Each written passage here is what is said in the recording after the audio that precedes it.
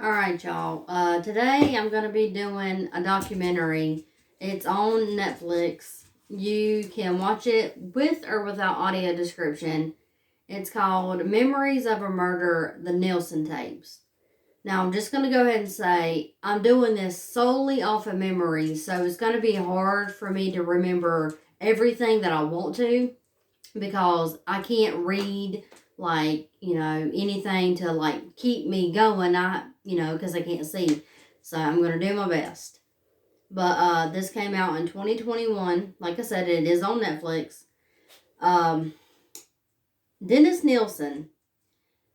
If you never heard of him, this is something that happened in London, and he was homosexual, and he kind of grew up kind of different. He was very close to his granddaddy, and his granddaddy ended up dying when he was 5 years old, and his mom. It was very odd, in the documentary. She's like, "Oh, do you want to see your grandfather?" And he's like, "Yeah, yeah." She's like, "Go to the kitchen." So he goes to the kitchen, and his grandfather is in the audio description said a box. Now, I don't know if it was a casket or a wooden box, but his granddaddy died at sea, and they ended up finding the boat, and they brought him back to shore and all that. So, he sees his grandfather dead in his kitchen, and, his mom is like, "Oh, well, he's going to a better place." And Dennis always was like, "Well, why didn't he take me to this better place with him?" And, he's 5. He doesn't understand death. And, it's a very young age. And it was probably very traumatizing. Now, I'm not defending what he did. Just to point that out, what he did was very wrong. And what he did is he lived in 2 locations. He lived in 195 Melrose Avenue, but then he also, that's where most of the murders were done. And he always he would get homeless, other gay boys and men, very young. I think the oldest one he killed was 28. I think the youngest was 14.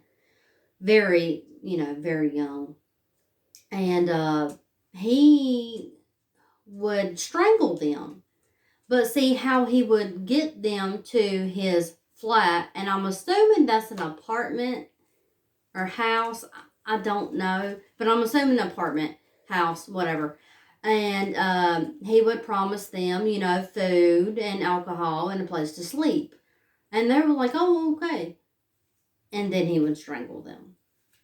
And it gets worse because he would also have sex with their dead bodies. And if this is too much, go ahead and leave the video because, this was a very intense documentary. It's not for everybody. And he would put them up under the floorboards in his house and just kind of I guess, let them rot there. But, the smell got to be so bad and everything like that. And it was coming time that when he lived at Melrose Avenue, that the landlord was asking him to leave. He was going to renovate the place and everything like that. So he's got to figure out what to do with these bodies. So he ends up doing a bonfire, way early in the morning to burn the bodies, and he would have to cut them up in pieces and everything like that. So he ended up doing all that. Now the thing is, I think they were only able to identify 8 of the bodies, and it was anywhere from 12 to 15, 16 people that he claimed to kill. So it's very sad that a lot of people didn't get closure on, their loved one that passed away. And, they brought him in because once he left Melrose, he went to the other place, Cranley Gardens, and there was a pipe that was clogged. So the owner of the place called in a plumber, and the plumber is like, there's meat in these pipes. And so they send it off, and it's human remains. He was flushing like pieces of the body, like meat and like shards of bones and stuff, and it was clogging up the system. And that's how he got caught. So they come and they talk to him, and then they end up putting him in the back of the police car. And he's sitting in the back with another police officer. I'm assuming the police officer's in the back, and one's up in the front driving.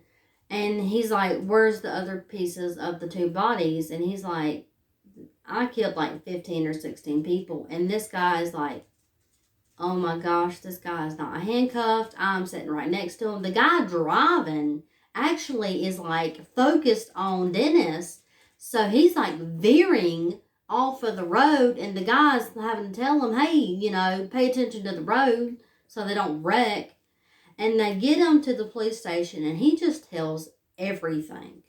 And he says that he doesn't remember many of the names of the boys and men that he killed, which, if he didn't really get time to know them, of course not. And there was a few survivors, and one of the survivors actually spoke in the documentary, and he feels like that the only reason that he survived is because there was no more room up under the floorboards for his body. So, because Dennis Nilsen, I believe, actually revived him. He strangled him and then, submerged his head in water. And this boy is like, okay, this is what death is like. But, he was revived and he survived. And it's time, to go to court. And, he's done told the officers everything that he did. Well, he goes and pleads not guilty, which I believe most people wanted him to. That way there could be a trial and, everything would come out and be known. If he pled guilty, it's just him and a judge, and, it's done. So he ended up, going to prison, and not 100% sure, but I'm pretty sure in the documentary it spoke that he wrote an autobiography. I don't know what it's called. I'll have to look into that.